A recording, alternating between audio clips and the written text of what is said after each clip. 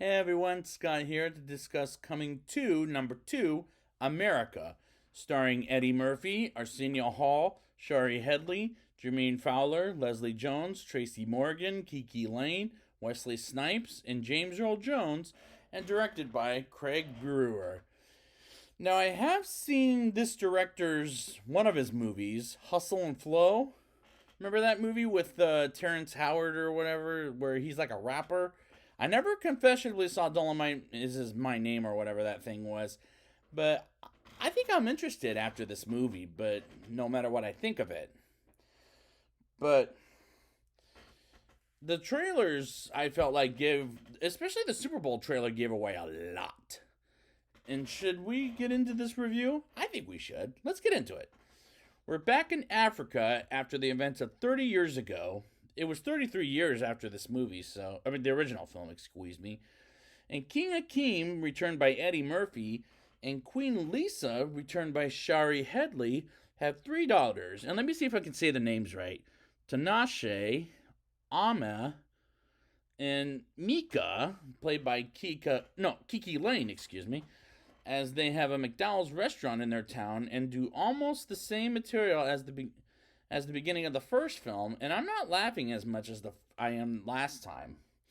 We see Semi, returned by Arsenio Hall, telling Akeem his father, King Jaffe Jofer, returned by James Earl Jones, wants to see him, until General Easy, played by Wesley Snipes, rudely interrupts him about marriage between Mika and General Izzy's son, which, sorry, I never got the name. And Akeem says that'll never happen, and Wesley Snipes is the best thing about this movie, in my opinion.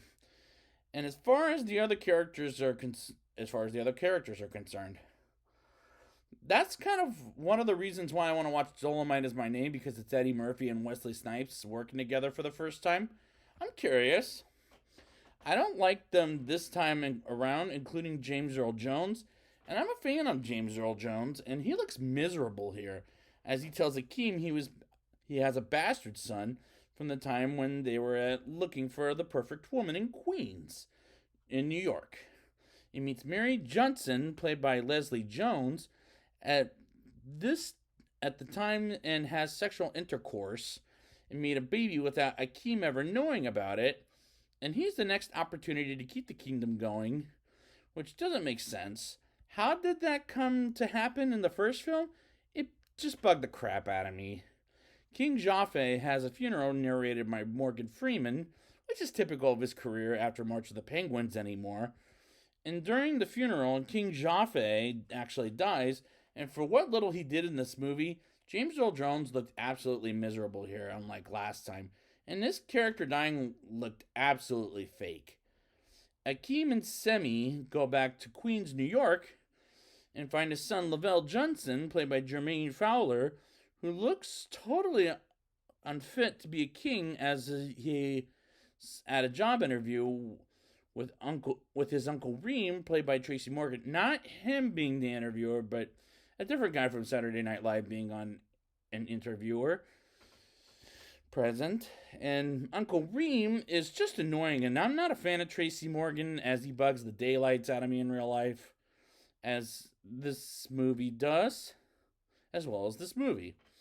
Akeem and Semi come into the barbershop and with Saul and Clarence, returned by Eddie Murphy, and Morris, returned by Arsenio Hall, in terrible makeup this time.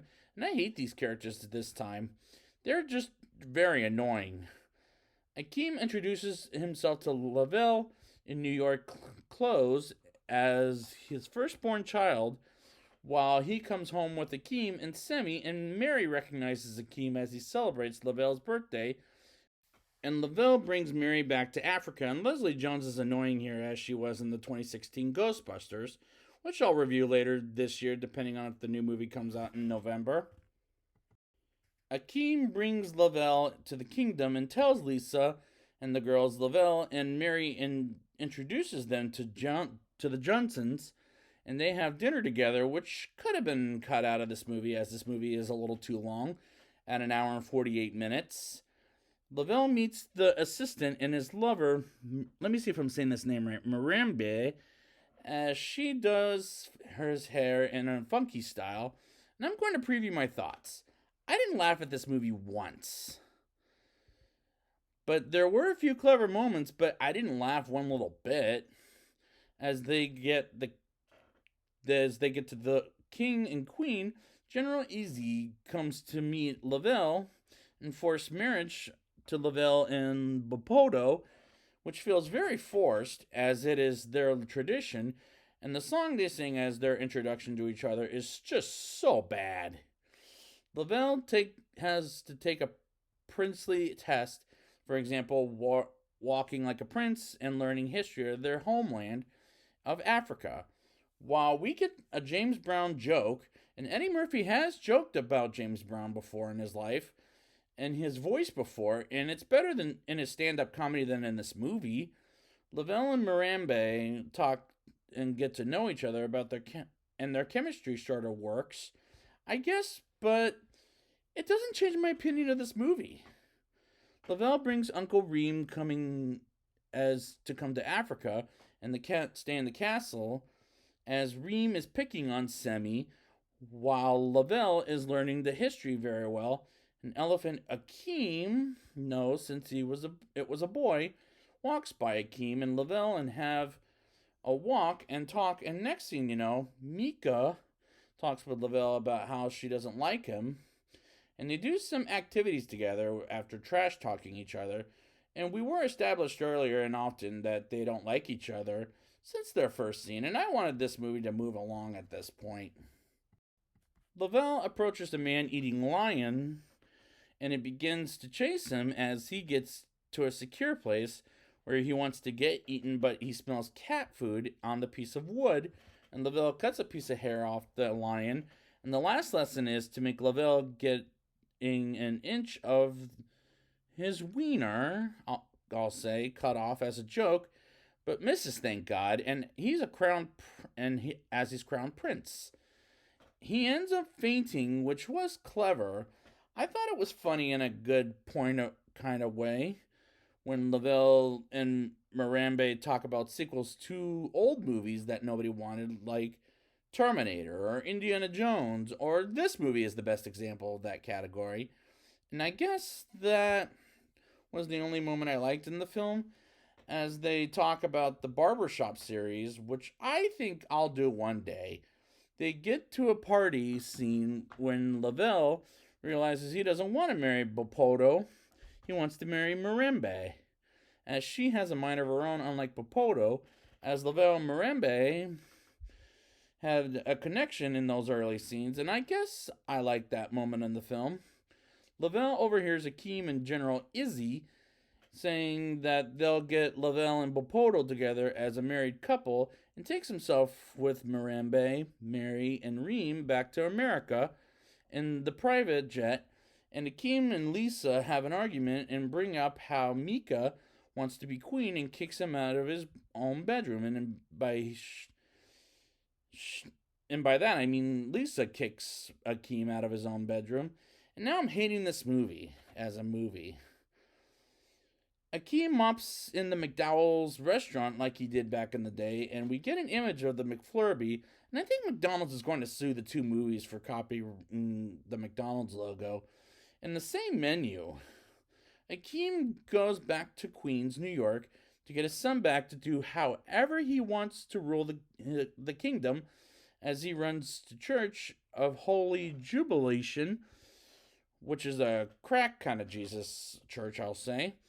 While Lavelle and Mirambe get married and Akeem arrives and lets the ceremony continue as he realizes he wanted to do what Lavelle wants, and Mirambe wants to get married in Africa and decides to get married in the castle, and Akeem brings queens to their land.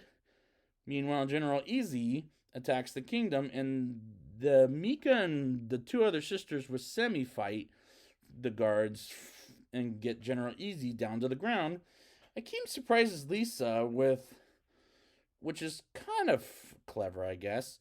Akeem surprises Lisa with love and letting Lavelle and Mirambe get married at the castle, and lets Mika become queen, and gets Randy Watson to sing "We Are Family," and the credits roll with bloopers, a song by John Lennon, and an after credit scene where Saul talks with an elderly man, and the climax isn't quite working as well as the original, and I didn't find this funny like the first film. That's my problem with sequels to comedies, in my opinion. Now it's time for the rating. I'll give this movie a 3.5 out of 10. I didn't laugh at this movie once like in the original, but there were times when the movie got clever. There are a few things I like in this movie, but the best thing about it, in my opinion, is Wesley Snipes. But overall, the movie runs out of gas as far as the jokes are concerned. Unfortunately, I didn't like the characters as much as the first time, but Wesley Snipes is the best thing about it once again, which is a real shame. It really is. I wanted to like this more, but it didn't work as well. So I'd like to thank you guys for joining me for this Coming to America series. And until then, do you think I would have given up this